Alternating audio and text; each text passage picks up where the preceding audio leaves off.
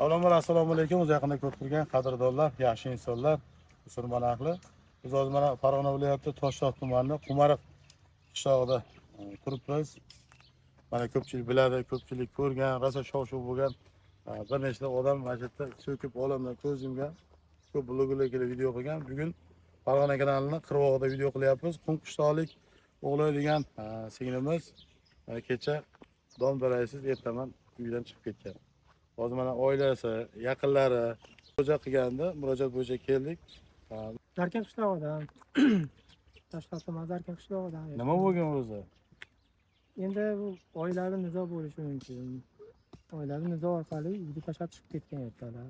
Bizga xabar qilib bo'ldiki, uyda yo'q qiz. Qidirdik, topolmadik. Sizlarga Ism familiyalari. Alijonova O'g'loy 2001-yil tug'ilgan. Bir nafar farzandi bor. Bir nafar 1 yoshli qizi bor. Murojaat bo'lgan. Bo'lganmi shunaqa murojaat? 3 kun oldin bo'lgan edi. Men bularni murosaga keltirdim kuyov bilan, o'sha qizimni murosaga keltirdim. Ertasi kuni yana telefon qildim, murosaga keldilar endi. Keldik deyishdi. Mana indinga shu ish bo'lib turibdi endi. Ularda endi qandaydir nizo bo'lgan, kechasi ertalab bo'lgan. Endi bu xo'jayinlari bilan bo'lganmi, yo'q qaynotasi bilan bo'lganmi? Endi bitta qaynonasi bilan bo'lgan asosiy. Chunki sizga telefon qilgan-ku. Qaynonasi menga Yo'q, qizingiz telefon qilganmi? Nima degan qizingiz? Shu mani dada olib keting, bitta charchadim, zerikdim, menga kun berishmayapti. Xo'p dedim. Sabr qilib dedim. Kuyov bolani chaqirdim.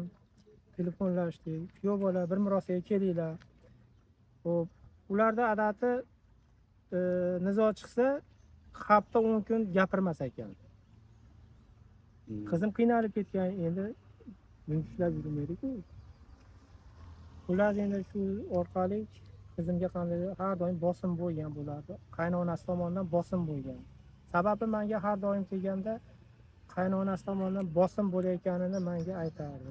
Ishidan qandaydir nima o'yan chiqmagan, qilayotgan xizmatidan qanday ular yoqtirishmaganini bilmayman.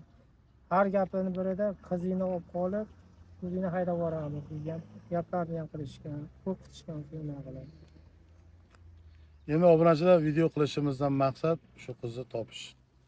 Shu O'g'loy singlimizni 2001-yil tug'ilgan ekan, topish. Nima bo'lganda ham. Endi topilmasdan turib hech kim hech narsa deya olmaydi. To'g'rimi, to'g'rimi? Nima bo'lgan? Kimdan o'tgan ayb? Nimaga chiqib ketib qolgan? Endi o'sha qizingiz topilgandan keyin asosiy guvohimiz qizim. Agar qizim sog' salomat bo'lsa, biz balkim ularga tuhmat qilayotgandir. Asosiy qizim o'sha yo'q.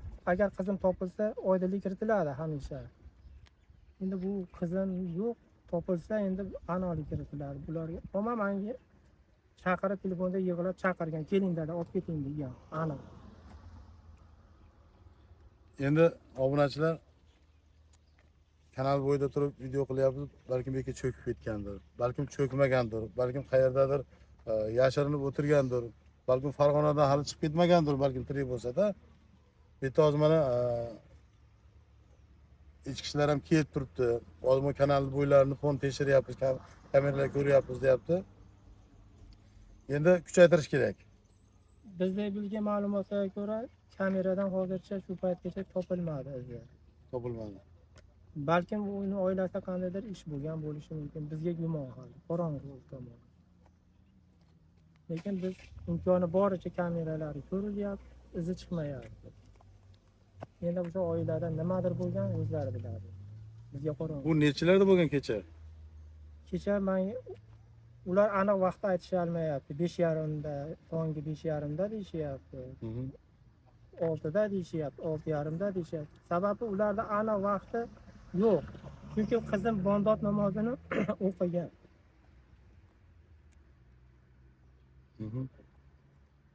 Bomdod namozini o'qigandan keyin baribir qaynotasi bilanmi, qaynonasi bilanmi? Xo'p, chiqqan tashqariga. Bularda telefonda aytishi bo'yicha ertalab chiqqan, bolani ko'tarib chiqqan. Bolani qaynonasi olgan, ularga nonushta tayyorlagan. Keyin u bilan birovning ishi bo'lmagan. Menga telefon qilib, qizingiz chiqdi, menga dedi, yaxshi muomala qilmadi qizing dedi. O'sha yerda yana ertalab yana janjal bo'lgan. Uni telefonda aytyapti. Biz kelib surishtirsak, bular bola yig'layotgandi, biz uyga kirsak, bola yig'layapti, ko'tarib chiqdim deyapti. Bularda aniq ma'lumot yo'q. Aniq bitta gapni aytishmayapti. Biz bilmaymiz. Ko'chaga chiqib ketgan, qaytib kelmagan deyapti. Bu ertamanda bo'lganda bo'lmasa, Ertalabda bo'lgan. bomdoddan keyin. Bomdod namozidan keyin bo'lgan. Obunachilar, sizlardan bir iltimos qolaman. Hozirgi kunda qarindoshlar gruppasi, mahalla gruppasi, telegramlar juda ko'p. Sizlardan iltimos qolaman. Yaqinlaringga, mana shu videoni keyin tarqatib qo'yinglar. Ko'rgan, bilganlar bo'lsa, telefon nomerlarini ham qoldiramiz opisiyaning kommentariyada. Rasmlarni ham ekranga qoldiramiz. Mana shu qizni ko'rgan, bilganlar bo'lsa, ismlari o'g'li 2001-yil tug'ilgan. Bir nafar farzandi bor. 1 yashar bo'libdi hozir qizlari. Hech kim onasiz, otasi katta bo'lmasin. Maqsadimiz yaxshilik, mana shu qizni topish. Mana shu tog'amiz, qolaversa mana shu sizlar kabi bizni kanalda qoldirmasdan kuzatib boradigan shu Anvarjon akamiz iltimos qilib qoldi. Shunaqa kelmasiz bo'lmaydi degan uchun mana shu Farg'ona kanalida turib mana shu videoni qilyapmiz. Sizlardan bir iltimos qilaman. Qolaversa yuqoridagi mutasaddi xodimlardan iltimos qilaman. Mana shu ishni kuchaytirib ko'rib bersalaring yaxshi bo'lardi. Xohlasa topiladi. Mana shu Farg'ona kanalida qancha odamlar cho'kib ketgan bo'lsa, ular cho'kmasin, cho'kmagan bo'lsa. Chunki ko'pchilik suvni to'xtating, dambani yoping deydi. Oqayotgan suvni qaranglar. Bu hazilakam suv emas, bitta hozir juda katta suv. Doim topilsin. Ekrandagi rasmlarga befarq qolmaysizlar degan umiddaman. Ko'rgan bilganlar bo'lsa, sizlardan bir iltimos qilaman. Hech qaysi ota-ona farzandini bilmasin. Endi adash dadalar hozir diqqat. Hech qanaqa gap sig'maydi-da. Endi baribir siz bilasiz, ko'rgansiz yoshigidan so'zim o'sha. Ha, yoshigidan qanaqa bilasiz. qo'limizda katta bo'ldi qizimiz. Endi hali bo'yini, turishini qisqacha gapirib bersangiz yaxshi Bo'ylari bo'lardi. o'rta bo'y qizida. Shu 10 oyog'icha kaltarag'ida o'sha oqsa beradi. O'sha ko'rganlar uzoqdan ko'rsa ham bilib oladi qizni yurishidan.